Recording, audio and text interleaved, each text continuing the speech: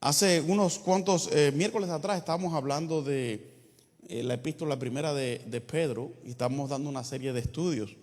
Y dije que iba a aprovechar en estos días y comenzamos en primera de Pedro. Así mismo busque la Biblia en primera de Pedro capítulo número 1 y nos quedamos en el versículo número 13. Pero para los que no estuvieron ese miércoles vamos a hacer una pequeña exégesis acerca de primera de Pedro.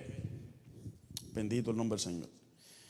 Bueno, el autor ya lo dice, Pedro fue uno de los 12 apóstoles de nuestro Señor Jesucristo. El tema de esta carta, de esta primera epístola, es el sufrimiento de Cristo. Y fue escrita en el año 60 al 63 después de Cristo. Y tiene unos cuantos bosquejos, pero la otra vez nos quedamos en el versículo número 13. Pudimos abarcar del versículo 1 al 13 del capítulo número 1. Y vamos a comenzar en el versículo número 13. Dice, yo no sé su Biblia, en primera de Pedro 1:13, si tiene un subtítulo. La mía dice llamamiento a una vida santa. Dice el versículo 13, por tanto, ceñid los lomos de vuestro entendimiento, sed sobrios y esperad por completo en la gracia que os traerá cuando Jesucristo sea manifestado. Como hijos obedientes, no os conforméis a los deseos que antes teníais, estando en vuestra, ¿qué cosa? Ignorancia. Vamos a dejarlo ahí, porque vamos a ir poco a poco hablando. Señor, te damos las gracias, Señor, por tu palabra, tu amor y tu misericordia.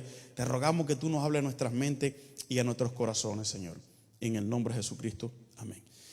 Como estuvimos hablando ahora al principio, haciendo una pequeña exégesis, un recuento acerca de el que escribió esta carta, fue uno de los 12 apóstoles, uno de los 3 que el Señor siempre escogía aparte para hablar con ellos, para que le ayudaran a orar, para que fueran con él a la montaña, que se transfiguró, Pedro. Los otros 2 eran Santiago y Juan, pero este fue uno que fue muy impetuoso, porque en una ocasión le dijo al Señor, bueno, si tú eres el que vienes caminando sobre las aguas, que yo vaya sobre ti. Y exactamente, caminó sobre las aguas. Y en una ocasión él quiso aconsejar al Señor para que no fuera a la cruz también, para que no se sacrificara y el Señor y entregara su vida. Pero en otra ocasión el Señor bendijo a Pedro, porque Pedro tuvo en ese momento una revelación directa del Padre, donde le dijo, cuando Cristo le hizo una pregunta a todos los discípulos, el único que pudo responder fue Pedro. Cuando él le dijo, ¿y quién dicen que soy yo? Todo el mundo se quedó callado, pero Pedro, como era muy impetuoso, como su temperamento no lo dejaba estar callado, dijo, tú eres el Mesías, el Hijo de Dios. Y ahí fue cuando el Señor le dijo, y yo te digo a ti que tú eres Pedro y sobre ti edificaré mi iglesia. Fue el hombre también que lo negó al Señor. ¿Cuántas veces? 3. Pero también fue el hombre que dice que se arrepintió, lloró, clamó, dice amargamente, y después el Señor lo dejó enfrente, no solamente de los 12 apóstoles, sino de todos los que habían creído, porque él le dijo en 3 ocasiones, apacienta mis ovejas. Y vemos que uno de los 120 que estaban en Hechos capítulo número 2, que recibió la promesa del Espíritu Santo, estaba Pedro, y habían alrededor de 120 personas y todo el mundo estuvieron callados. ¿Quién fue el que se levantó a predicar? Pedro. Entonces este hombre muy impetuoso, muy lleno del poder de Dios, con un temperamento sanguíneo, colérico, un hombre que no la pensaba 2 veces para sacar una espada y cortarle una oreja a cualquiera. Así mismo escribe esta carta. Y él está haciendo es una epístola, dice universal. Esto es para todos, para diferentes iglesias, no solamente las que estaban en Asia en aquel tiempo, sino para todos los cristianos. Aquí él le manda, dice que a las del Ponto, Galacia, Capadocia, Asia, Bitinia, y a todos los elegidos, dice según la presencia de Dios, o sea, hasta nosotros también. Él comienza diciendo en el versículo número 13, por tanto, ceñid los lomos de vuestro entendimiento. Está usando una figura de retórica, está usando una personificación, una alegoría, y está diciendo que el entendimiento de las personas es como cuando uno se pone un cinturón, un cinto, una faja, para que no se le caiga el pantalón así hay que ponérselo también, pero en el entendimiento. Y miren lo que está diciendo en esta forma. Ceñid los lomos de vuestro entendimiento, dice, y sed sobrios. Sobriedad es todo lo contrario de ebriedad. Cuando nosotros oímos la palabra ebrio, enseguida empezamos en un borracho, ¿verdad? Pensamos en una persona que ha bebido desmedidamente, que ha tomado alcohol, ha usado droga, y esta persona no está sobrio, sino ebrio. Pero aquí, cuando Pedro está hablando de sobriedad, está hablando acerca de cómo vivir delante de la presencia del Señor. Es todo lo contrario, lo que está hablando, sobrio de ebrio. Y dice este versículo, el que le sigue: bueno, en la gracia que se os traerá cuando Jesucristo sea manifestado, como hijos, versículo 14, obedientes. Qué difícil, es obedecer. Hemos estado hablando, el domingo estuvimos hablando en el servicio de por la tarde acerca de la obediencia. Estuvimos hablando con qué limpiara el joven su camino. No sé si ustedes se lo llegaron a aprender, este versículo, porque es un versículo muy pequeño, Salmo 119:9. ¿Con qué limpiará el joven su camino? Y la respuesta es: con guardar tu palabra. Así de fácil. Usted no es ni con jabón ni con Windex, como yo decía que muchos decían. No, la única forma de obedecer, es lo que está hablando aquí Pedro, es no conformarnos a los deseos que antes tenían. Bueno, ¿cuáles eran los deseos que antes nosotros teníamos? Pues nosotros andábamos por naturaleza humana, no la pensamos dos veces para decirle a cualquiera las cosas en la cara, y si había que entrar en pleito, en bronca, en cualquier cosa, las personas entraban porque era algo normal, porque no conocíamos a Jesús. Éramos por naturaleza humana impulsivos, o sea, no había sobriedad en las cosas de Dios. Hay personas que yo les he visto aún en los caminos de Dios que dicen: yo salía a mi abuelo o a mi abuela, viceversa, cualquiera. Y sí, ¿por qué saliste a tu abuela? ¿En los ojos? No, en el carácter. Mi abuela le decía las cosas a la gente en la cara como eran. Si tenía que decirle del mal que iba a morir, se lo decía. Y yo le decía a esa persona: ¿sabe? Eso no es una virtud, es un defecto. Y ese es un defecto de fábrica que traemos todos. Ahora, cuando nosotros tenemos como dominio propio, en inglés, control yourself. Cuando tú mismo te controlas tu impulso de tú decirle a una persona, aunque te caiga mal, aunque te esté muriendo por dentro, quiere decir que la naturaleza de Cristo ha salido a relucir por encima de la carne. Y hablamos que en Primera de Corintios, bueno, sí, en Primera de Corintios también, pero en Gálatas, en el capítulo número 5, habla de las obras de la carne que son manifiestas. Es la que vemos nosotros, que comienza con adulterio, fornicación, lascivia, borracheras, etcétera. Hace una lista tremenda acerca de todo esto. Entonces, Pedro estaba hablando a aquellas personas, dice que no deben conformar a los deseos que antes tenía, estando en vuestra ignorancia. Yo me recuerdo que cuando las personas que a mí me llevaron al evangelio, o me llevaron a la iglesia, me predicaron, fueron a mi casa, yo me recuerdo, y me dieron un panfleto y me empezaron a leer la Biblia y qué sé yo, y a invitar a la iglesia. Y yo le decía: no, yo no creo en Dios, decía yo. O creo a mi manera, como muchas personas lo dicen, pero estaba en una ignorancia total. Y después volvían y me volvían a hablar, y ya yo los veía que venían por una calle y yo me iba por otra. Digo: porque no me estén dando ninguna charla.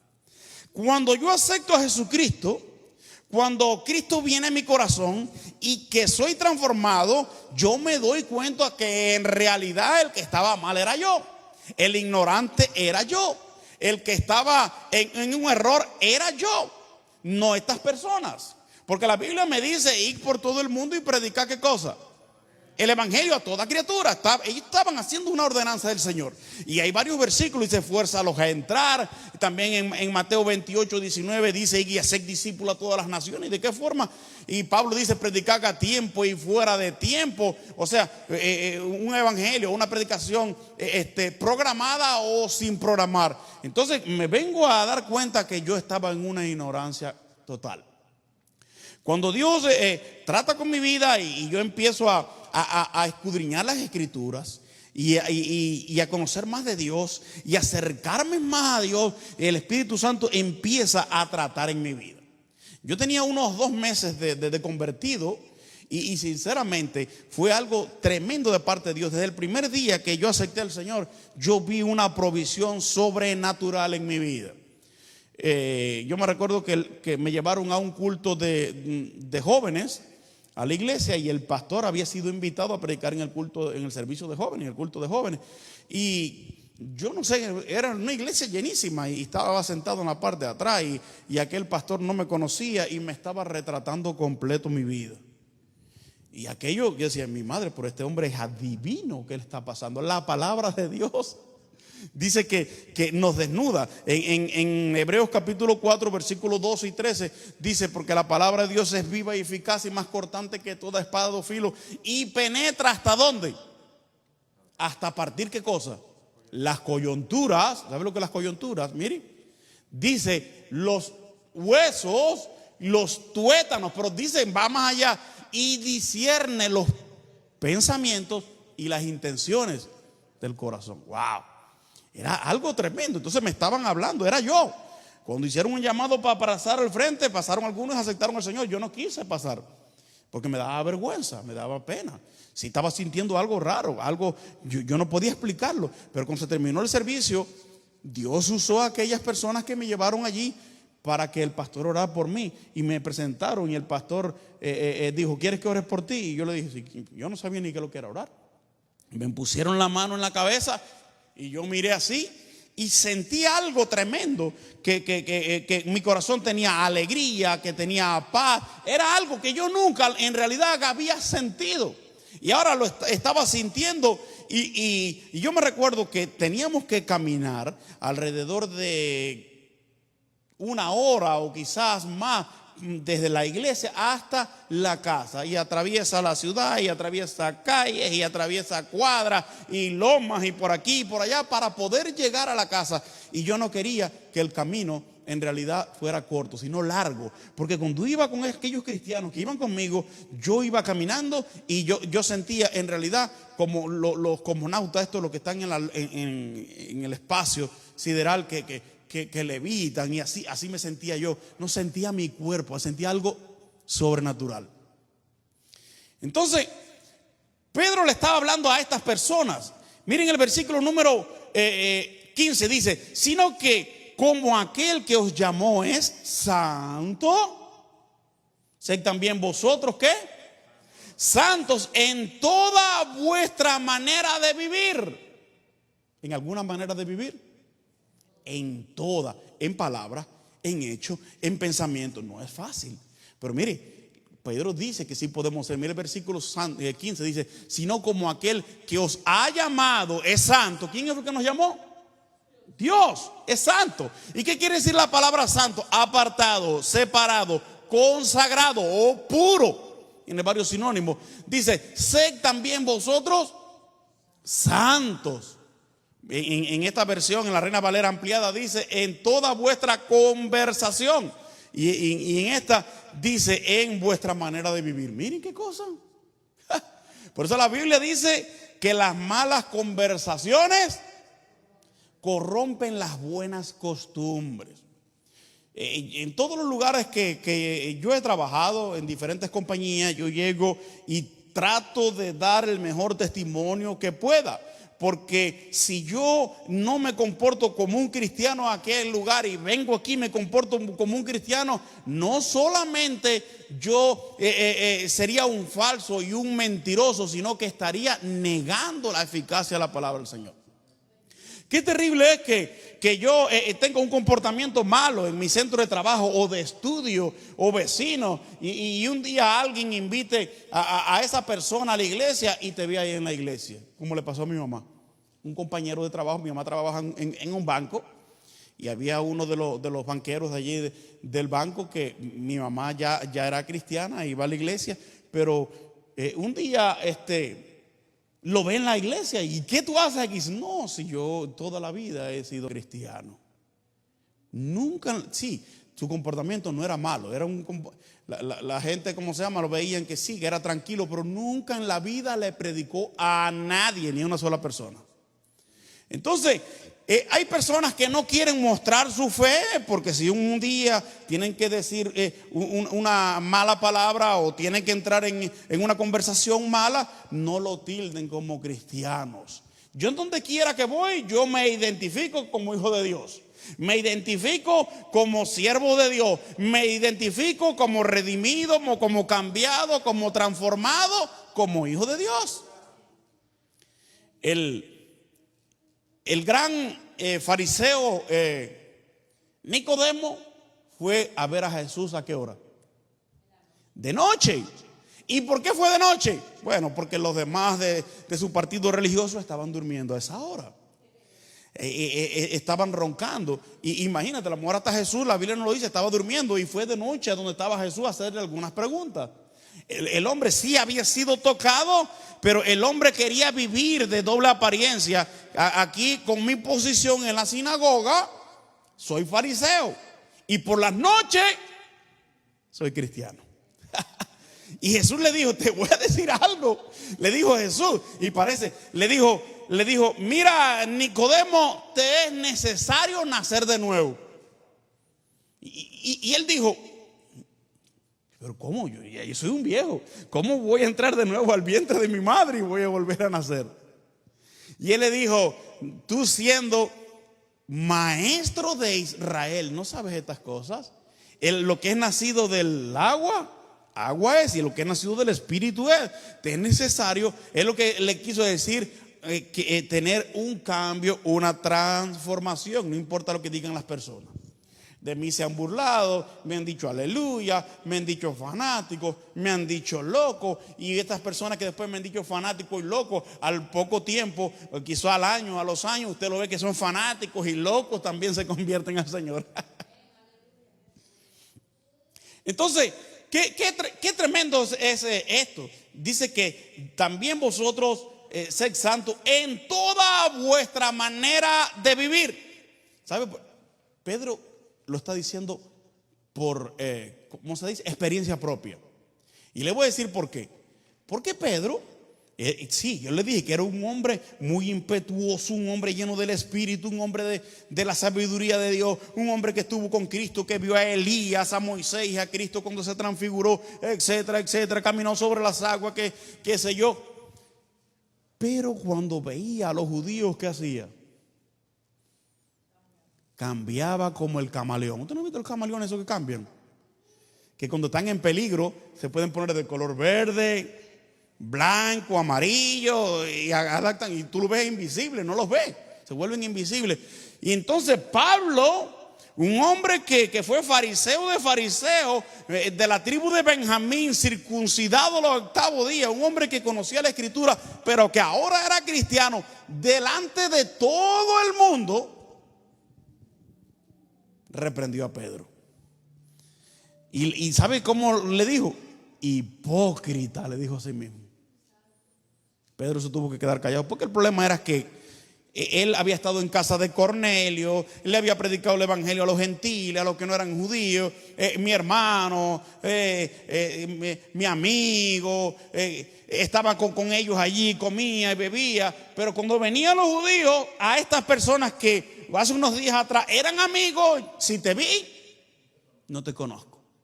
Y Pablo se dio cuenta de esto y le dijo delante de todo el mundo, para avergonzarlo, delante de los judíos y delante de los gentiles, delante de los dos pueblos, le dijo: hipócrita. Por eso Pedro Aquí reconoce porque lo vivió en carne propia, como decía este versículo número 15, sino como aquel que os llamó es santo, sed también vosotros santos en toda vuestra manera de vivir. Es que él se creía, y dice en toda conversación, la Reina Valera ampliada. Ahora, fue un hombre que era un ser humano. Los seres humanos nos equivocamos todos. No hay uno solo, hasta el que inventó la vacuna contra no sé quién, qué sé yo. Primero lo ensayaron en rata, en conejos, en conejillos de India, qué sé yo, y fueron cambiando hasta llegar a tener vacunas para diferentes. Se van equivocando, y las experiencias, los errores que va cometiendo las personas los llevan a ser cada día mejores si uno quiere cambiar. Ahora Pedro, más adelante, en una de sus cartas, reconoció la sabiduría de vuestro hermano Pablo. Así dijo él. Elogió a Pablo. No se enojó. Seguro que sí se avergonzó, ¿verdad? Vaya, yo porque usaban barba, pero debe haberse puesto la barba roja. de la pena que le dio, ¿verdad? Un hombre que en realidad había caminado con Jesús y que había visto que Jesús había sanado a samaritano, que a sirofenicio, a cananeo, que había hecho todas esas cosas, y que el Espíritu Santo había venido sobre casa de Cornelio. Los que vivían en casa de Cornelio no eran judíos. Y Dios se lo había dicho cuando le bajó aquella visión con aquel manto, aquella sábana que descendía del cielo, y dice que habían reptiles, cuadrúpedos, habían serpientes y qué sé yo cuántas cosas, y le dijo: Pedro, mata y come. Y Pedro se creía muy santo. No, Señor, porque nunca ha entrado nada inmundo en mi boca. Te crees muy bueno, ¿verdad? Y Dios le dijo: mira, Pedro, no llames inmundo lo que ya yo he santificado, lo que yo he limpiado. Y se estaba refiriendo a que Dios había escogido también a un pueblo para que le sirviera, el pueblo que no era judío. Versículo número 16 dice: porque escrito está, sed santo porque yo también soy santo. Pues hay personas que dicen: yo no puedo ser santo. Yo no puedo ser santo. Ya le dije, santo significa, no quiere decir que tú dejes de ser pecador. Ya soy un santo, me van a poner arriba de un altar, o me van a poner un vaso de agua, o como hacen muchas personas, o le van a poner dulce y ahí voy a estar y me va a canonizar el Papa. No. La iglesia de Jesucristo, todos en la tierra somos llamados a ser santos. Y ya le dije que la palabra santo significa separado, apartado y consagrado. O sea, separado completamente del pecado. Porque así mismo Dios lo dijo: sed santos. Sí podemos hacerlo.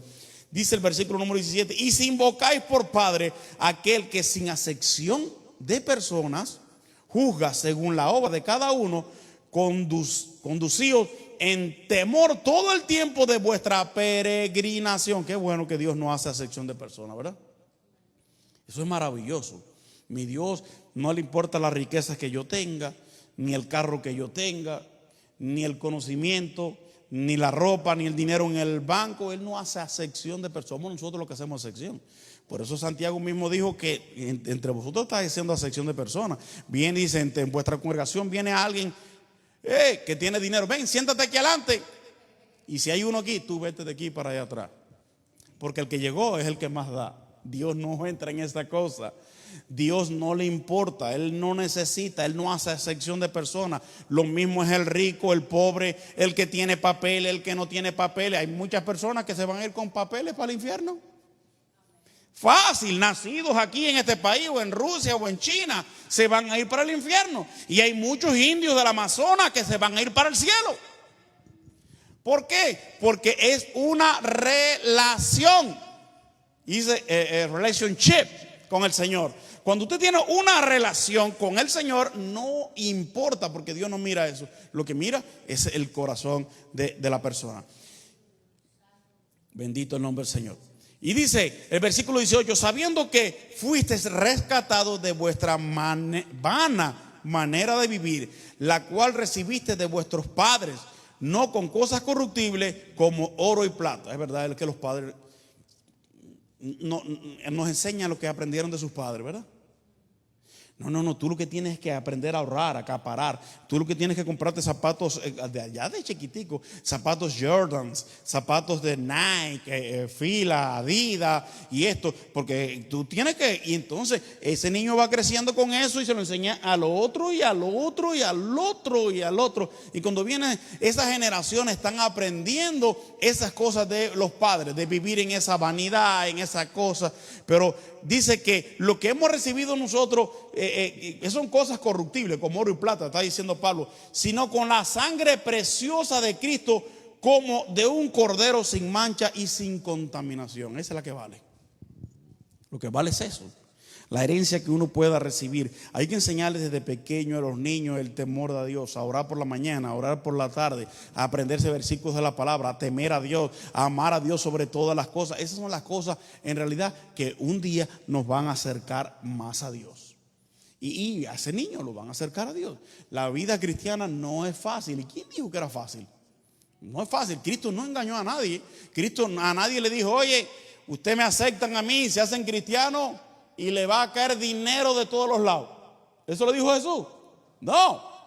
Jesús bien advirtió, en el mundo tendréis aflicción. Se van a burlar, se van a reír, nos van a rechazar, se van a cerrar puertas, se van a cerrar trabajo, se van a cerrar esto. Pero todo eso es maravilloso porque en Romanos 8:28 dice que los que aman a Dios, amén, todas las cosas les ayudan a bien. Esto es lo que conforme a su propósito son llamados. Yo sinceramente hay veces como uno como ser humano no entiende las cosas, pero cuando pasan los años, dice, mi madre, mira de lo que Dios quería librarme, ¿verdad? Cuando tú te pones a mirar, ¿por qué me pasa esta cosa ahora? ¿Por qué a mí me corrieron de mi trabajo, me hicieron esto? Y cuando vienes a darte cuenta, Dios te quería llevar a un nivel más alto, a una posición más alta, y quería bendecirte en otras áreas que tú no conocías. Ayer hablábamos esto, estamos hablando en el tiempo de oración por la mañana, y yo le dije que Dios es el mejor ajedrecista del mundo. Eso es mío, eso es mi pensamiento, ¿eh? Así que si usted lo oye por ahí, alguien me lo copió a mí. Dios es el mejor ajedrecista del mundo. El diablo también juega en un tablero de ajedrez, para que ustedes entiendan. Y el diablo sí es muy inteligente y tiene mucho conocimiento, pero el diablo nada más puede dar 2 o 3 jugadas por adelantada. Dios ve cientos de jugadas. Cuando el diablo quiere hacer una trampa en contra de los hijos del Señor y hace 2 o 3 jugadas, ya el Señor va como 100 adelante.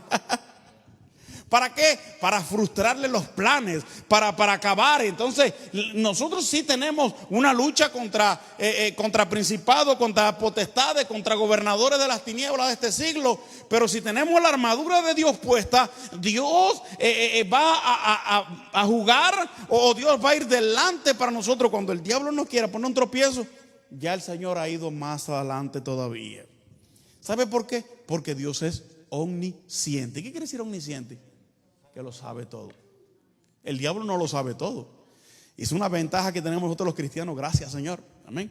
Porque el diablo no puede leer su pensamiento, no puede saber lo que está en su corazón. Él puede tirar dardos de fuego. La Biblia dice dardos de fuego del maligno desde afuera, exterior.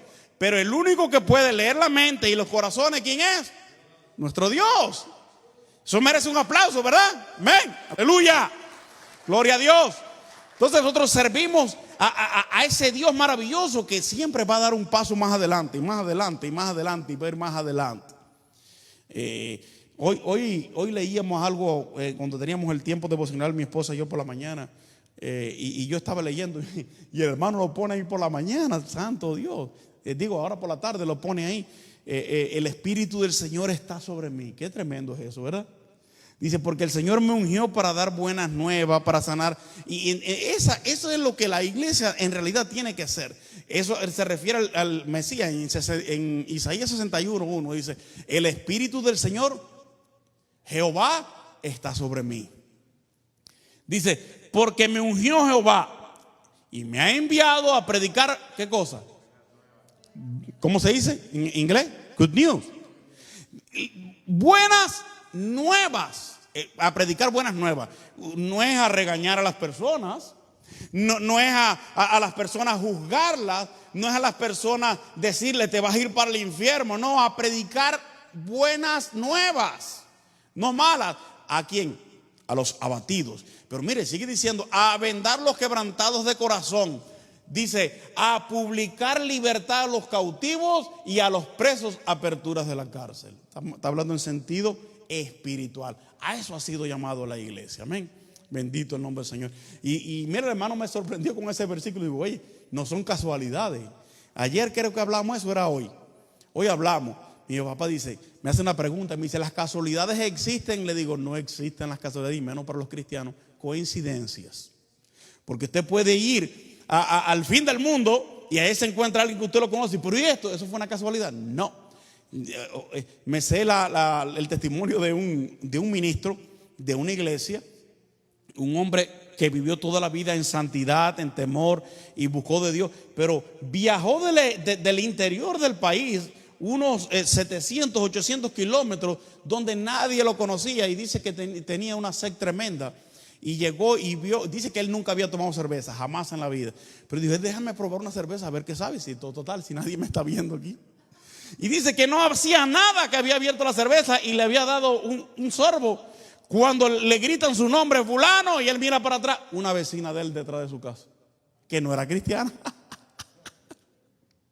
Dice, me dice este hermano, me dice, me dio deseo de tragarme la botella con todo, o que la tierra me tragara, porque yo le llevaba tiempo predicando a esta persona y me avergonzó. Entonces, ¿eso fue una casualidad? No, Dios le envió y le mandó un mensaje que hay que vivir en santidad aún hasta en la luna. Donde quiera que usted, porque en ese salmo dice, ¿a dónde huiré de tu presencia? Si fuera a los cielos. Dice, si tomare las alas del alba y habitar en el extremo del mar, si fuere a las partes más bajas de la tierra. Y termina diciendo, los mismos te son las tinieblas. O sea, para el Señor los mismos es la oscuridad, la luz, el frío, el calor, el agua, cualquier cosa, porque nosotros lo vemos con ojos humanos, pero Dios habita, dice que en luz inaccesible. ¿Nos quedamos en qué versículo? ¿Nos quedamos? En el 19, ¿verdad? Exactamente. Vamos a terminar con el 20 ya. Dice, ya destinando desde antes la fundación del mundo, pero manifiesto en los postreros tiempos por amor de vosotros. Todo esto el Señor lo hizo por amor a nosotros. Jesús no lo obligaron.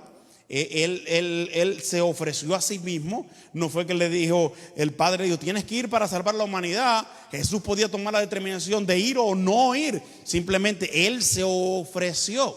Y oía la canción esa, olor fragante, ¿verdad? Ese es un olor fragante delante del Señor, como tenemos que ser nosotros también olor fragante. Pero hay algunas personas que pasan por el lado y dejan una estela de olores que no son fragantes, ¿verdad? ¿Por qué? Porque traen en su mente, en su corazón, en su boca maldición, cosas terribles. Pero Dios nos dice en esta tarde que podemos vivir nosotros siendo santos delante de la presencia del Señor. Vamos a orar.